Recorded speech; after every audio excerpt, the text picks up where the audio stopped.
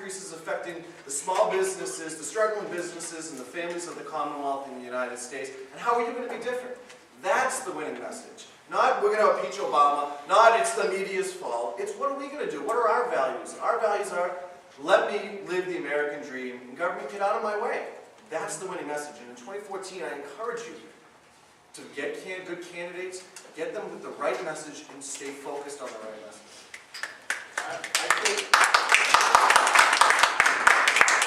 I agree with everything you just said, but I can't stress enough, and it never gets talked about in these things, and I think it needs to be talked about. One of the reasons why Republicans don't get elected is because we circle the wagons and we shoot in and we eat our young. I worked on several campaigns last year, the year before. All I heard was, he's a rhino. He's not conservative enough. He's not extreme enough. We worked on Richard Tisay, some of us here worked on Richard Tisay's campaign. But there were people in his hometown who were Tea Party members, who were handing out flyers at Tea Party meetings to try and stop Richard Tisay. How does that help? You know, if you've got a guy who agrees with you 40% of the time, and he's running against a guy that agrees with you 1% of the time, to run around attacking your own guy and saying, he's a rhino, he's not conservative enough, I'm tired of these. Every time I hear the word rhino, I just want to stop the person in mid-sentence, excuse myself from the room, and walk out before I say something that I'm going to regret. Yep. Because we all want the most conservative right-wing person that we can if we're conservative. But we don't always get that. And when we don't get that, we have to understand, if you're hungry and you were offered half a loaf, eat the half a loaf. Otherwise, you go home. You make a great point. And listen, there's many Republicans that run for office or elected that I disagree with a lot of the time. But you make a tremendous point, right? So what are our options sometimes? We can work and help a third-party candidate that helps the Democrat get elected. No, we don't do that. That's exactly the wrong thing to do. Exactly. That's my point. And that's what we see happening. It happened down in the Virginia's governor's race. Right. Richard Tisay is definitely more moderate than I worked my butt to help him. You know why? Because tyranny is a disaster as a congressman. All right.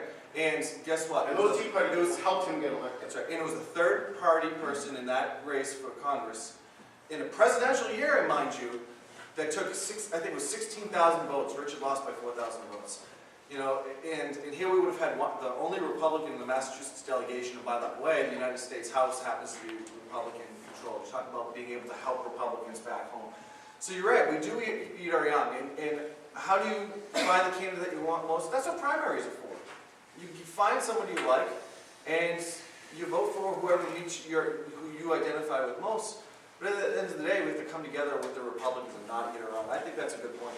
Excuse me, right there, because you said that that's what primaries are for. Yeah. I was talking to somebody not too long ago, and he says, you know, there's a lot of Democrats out there that are pretty decent guys and they're with us. He says, but they vote the way they vote, not because of the speaker. It's because they're afraid of a primary, because it costs them money. That's why you have so much money to run against you. So lots of times, our primary doesn't help you. The best thing is to get the right candidate. Absolutely. Because you guys are down on the bottom. We don't need to spend that money like we did in the 5th Congressional District with 3 Republican candidates. Sure. To spend that money and not give the person running for that office any money to run. She's got over $1 million. What's he got, 50,000? I mean, it's a lopsided thing. And the primaries, what I see, are hurting us. So the best thing is to get the candidate, get behind the primary, and push his agenda during the primary against the Democrat. Not have 2 people banging and banging and banging. And if you don't get your candidate, and your candidate doesn't win, and a more moderate candidate wins, or even a liberal Republican wins, 90% of the time that liberal Republican is still 1,000 times better than the Kool-Aid drinking partisan Democrat they're running. I held my nose and voted for Scott Brown, and a lot of us did. Because Downers Action League, a lot of them stayed home. A lot of us went out there and held it. And the key here is, you got to a point, but the key is, I'm worried a little bit more about these primaries. Well, I think my point was, after you get through the primary and the candidate is chosen, get behind the candidate. I just want to say this about Scott Brown. I went to his secretary in Worcester and I said, I'm not going to vote for him because he's supporting the Obama legislation.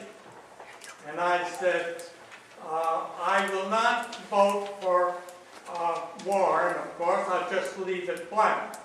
She says it's going to be a close election, so I said I will vote for him. So that's what I did. Well, one thing, just on this topic, because I found this whole conversation, this whole dynamic a very interesting one, because I have times felt like we spend more time infighting amongst ourselves on times than we do against the Democrats.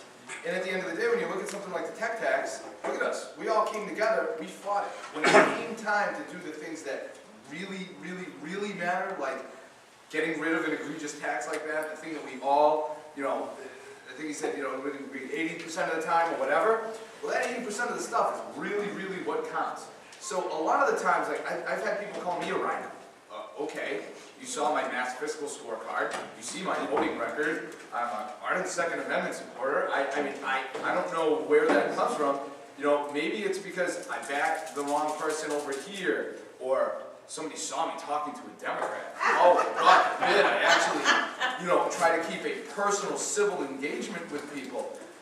That doesn't make me a bad person. That doesn't water down my ideals. That just, is my way of being who I am. I'm a friendly guy. I like to get along with people, but guess what? When it comes down to the floor debate, let's go. Let's get it on.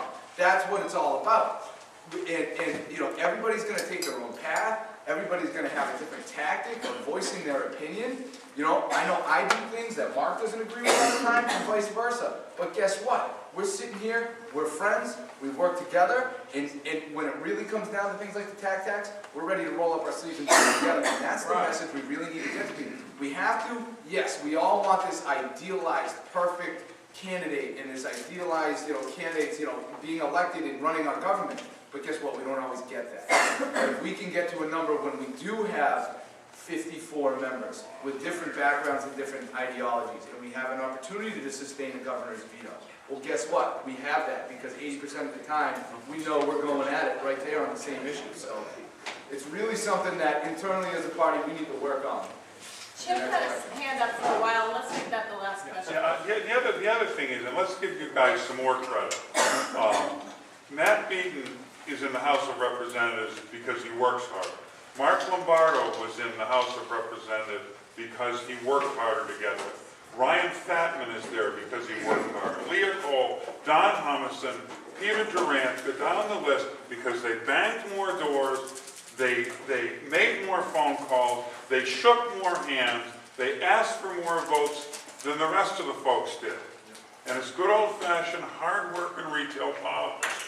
And as long as we stop thinking about the litmus test perfect candidate and start talking about how do we bang more doors, how do we make more calls, how do we, forgive my language, kiss more asses than the other guy, then we will start having a majority in the House. Because there isn't a single person in Massachusetts that wants to pay more taxes on their gasoline. There's nobody in Massachusetts that wants to pay more taxes on their computers. Look around the room. Nobody wants to do that. You guys have the right message, whether it's the litmus test perfect or the 75% litmus test perfect. You worked hard, and thank you for working that hard. Thank you. You're spot on. We can put up the war heroes in all over Massachusetts for representatives. Congress, get them out. Also, the state Senate, we can put the war heroes in there, and they will win. I know they will win. Thank you. Let me just close with this. I know I've been repeating myself about this, but for this audience, I just want to stress again, we've had 8 years of a failing liberal Democratic president, 8 years of a failing liberal Democratic governor. You don't have many opportunities like this in your lifetime. For some of us, this could be our last opportunity in 2014. So I do encourage you, just consider thinking about running. More conservatives need to run. As I said, one of the big problems in Massachusetts is that no one runs. The Republicans historically have run less than 100 candidates I'm out of running in the 200 15. lawmakers. I just want to thank Christine for hosting us and the 2 lawmakers that came.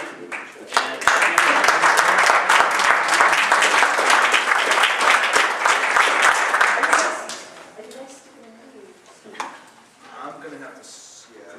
Thank you so much to all of our speakers and all of you that came here today. I know there's things you prefer to be doing on a Saturday afternoon, and we know you're all busy.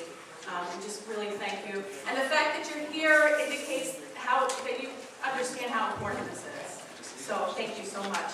We're very fortunate to have the representation that we do in this state, and I really encourage you to join Mass Fiscal Alliance because they're doing some great things. So thank you very much.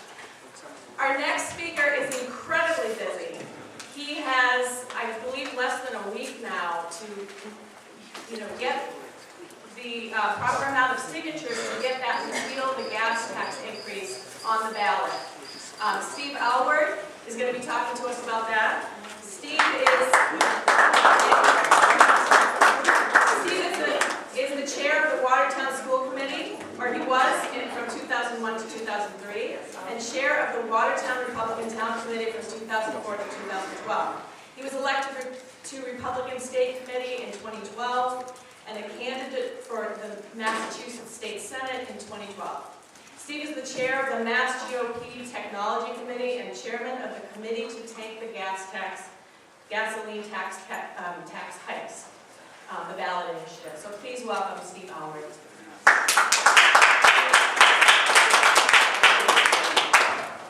You left out, Christina, that may be the best order of papers by town ever existed, because I do it at 3 in the morning.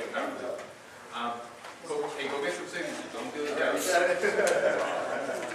Anyway, thank you, Christine. As a lot of you know, this effort has been ongoing for quite a while, and we're coming to the end of it. We have less than a week left. The papers are due in the town hall on Wednesday.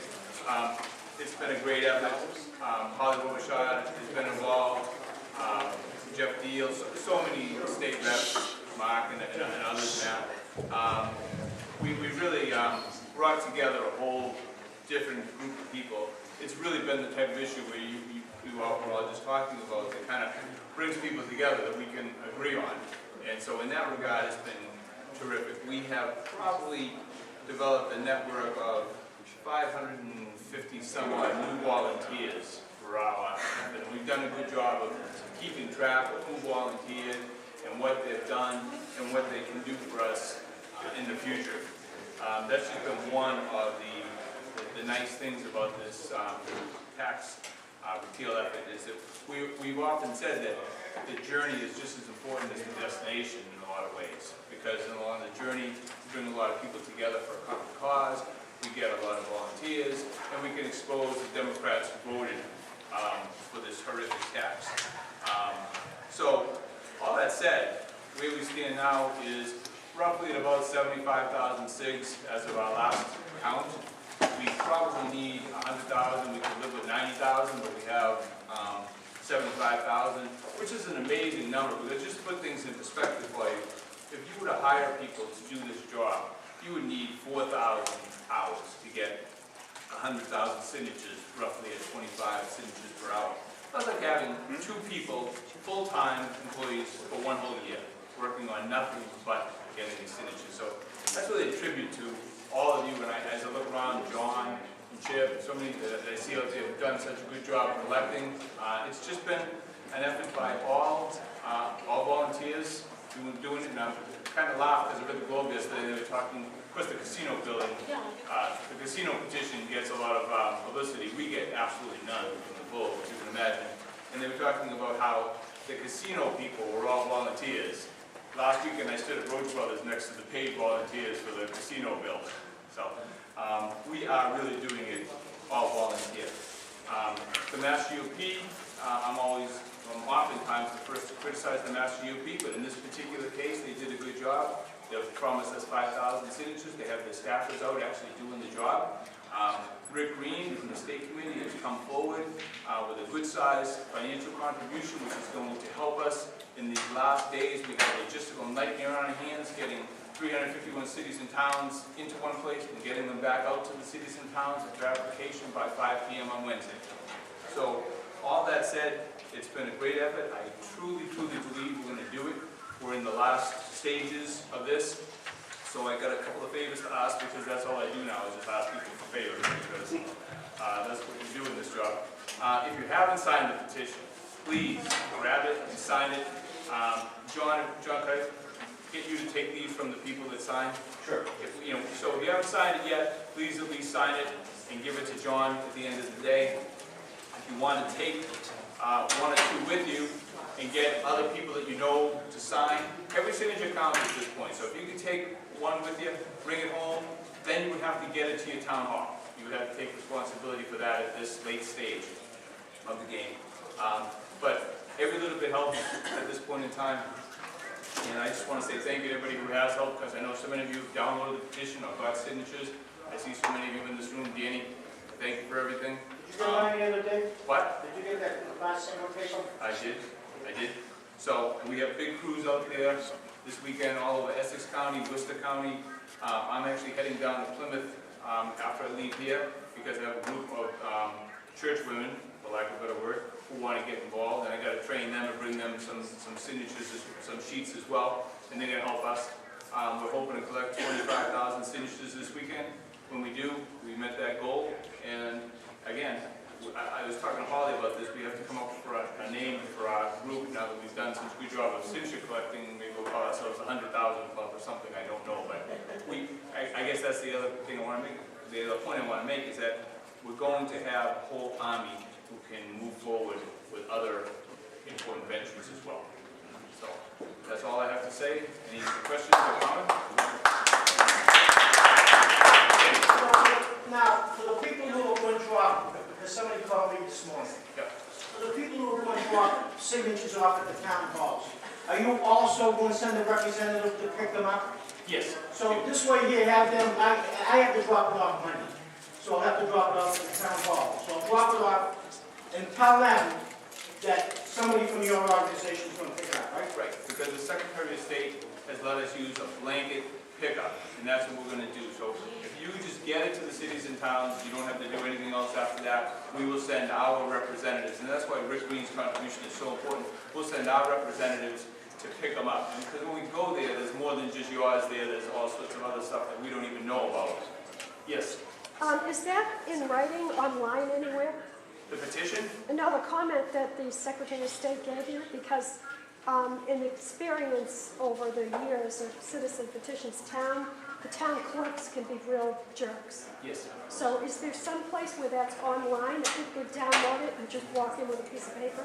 Michelle Tassinari, the lawyer up there in elections, she sent out an email to all of the clerks telling them that we will be using this. Now, do you have a copy of that somewhere? Can you post that email? I'm not going to post her email, but what I'm going to tell you is that she has authorized, and she's told the town clerks that they have to do this. In our authorization letter, she tells them that if they have a problem with this, call her, and she will tell them that this is valid. So the letter that she authorized actually says, it's from me, signed by me, the person's name that it's allowed to pick up. We didn't really have much of a problem with the Sullivan campaign, and we did the same thing, although you're right, the town clerks don't read their emails. They think they're dictators, they think they make the law, and sometimes it comes to a fight. But we've always won the fight, so. So what was the deadline for getting the signatures in for, if we were to collect them? If you were to collect them, the deadline is to get them into your town clerk. It's not your fault, Steve. The deadline is to get them into the town clerk by 5 o'clock on Wednesday. Okay? And again, always remember that when you do these sheets, that it's always by town. Okay?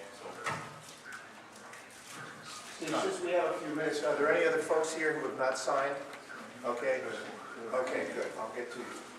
And Steve, can I just use you to say, I didn't know you were going to be here, so I was going to say I have petitions for the gas tax and the casino tax. I have the casino. So can I just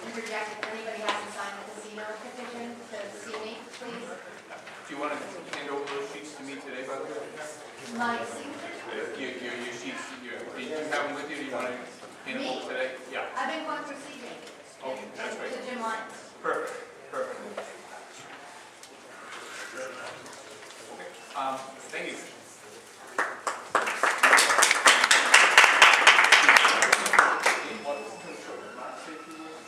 Sure, sure. Thank you so much, Steve, and good luck out there. God bless. Thank you. Thank you so much Thank for you. what you're doing. We have Mark Fisher here today that asked me if he could come and say a few words, so we have a little extra time. My name is Mark Fisher. I want to thank Brad and all the organizers here, Christine and Steve, for just allowing me to minutes of your time. Again, my name is Mark Fisher, and I'm running for the Republican nomination for governor. I'm a small business owner, and I'm a manufacturing business in Auburn, and we make real things out of steel, stainless steel, and aluminum. And I'm a very proud member of the Tea Party. I am not a politician. I have never run for office before. I've never been in the public sector, and I've never fed from the public trough. I was born and raised in Westfield, Massachusetts. In 54 of my 25 years, I've lived here in Massachusetts. My parents taught me to follow through on your promises. And so, when Governor Deval Patrick told us earlier this year that the tolls would be reinstated on the western part of the pike, that was it for me. That was the last straw. Enough is enough. As governor, the tolls come down, but the toll booths come down along with them. The 5% income tax gets rolled back to where we were promised it would be rolled back, to where we were told it was going to be rolled back, and to where we voted it would be rolled back to. Now I know that most of you, I hope really all of you, are working on the repeal of the gas tax. Because as governor, I hope one of the first things I do is to sign the repeal of that regressive tax. And I hope to encapsulate the spirit of America, the spirit that allows everyone to dream big dreams and have the opportunity, not the guarantee, the opportunity to realize those dreams. I want to let that spirit continue in my campaign. I want to make patriotism a part of my campaign, but I can't do it alone. I need your help. I hope today that you get involved. I thank you for your time. I thank you for standing in the fight. And God bless.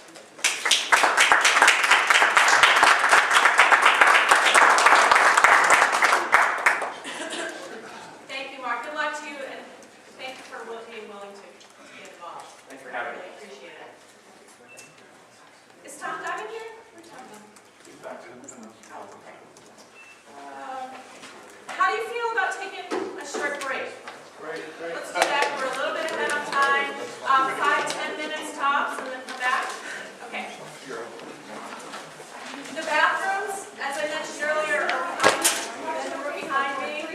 We're selling T-shirts from our rally for $10, and if you buy a T-shirt, you get a free bright bar color.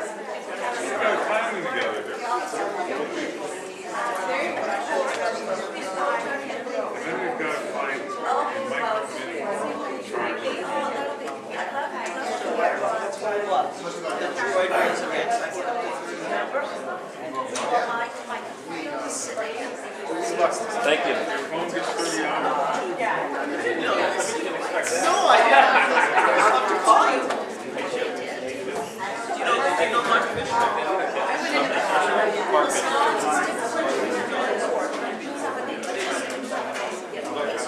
Great story. Great story. You told a little white lie about the thing, right? I heard you earlier. Another story that the woman told me. Happens to be here.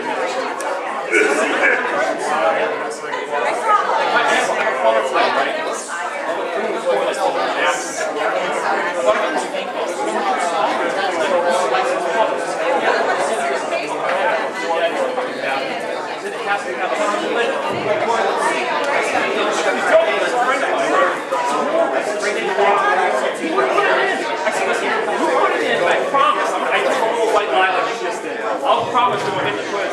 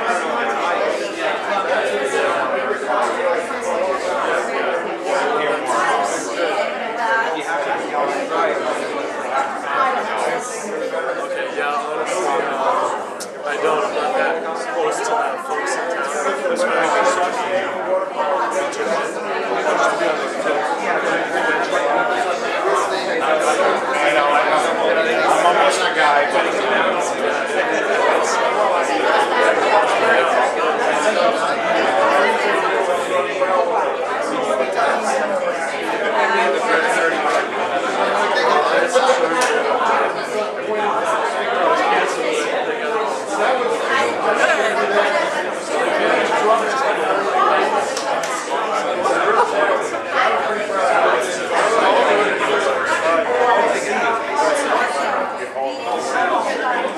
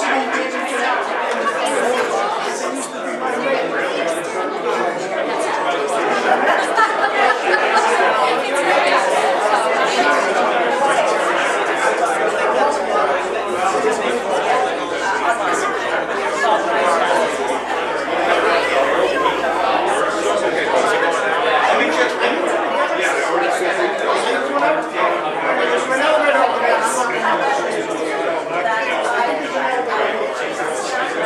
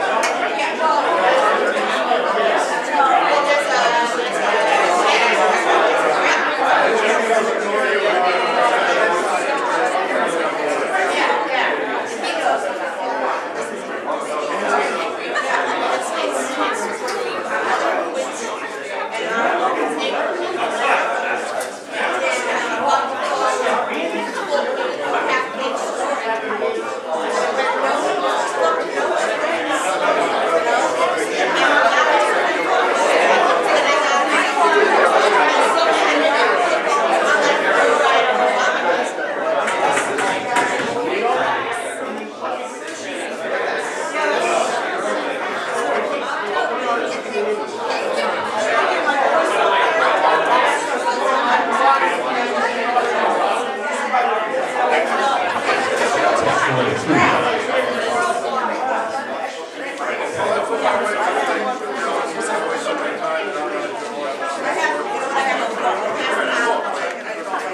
at that, what do you think?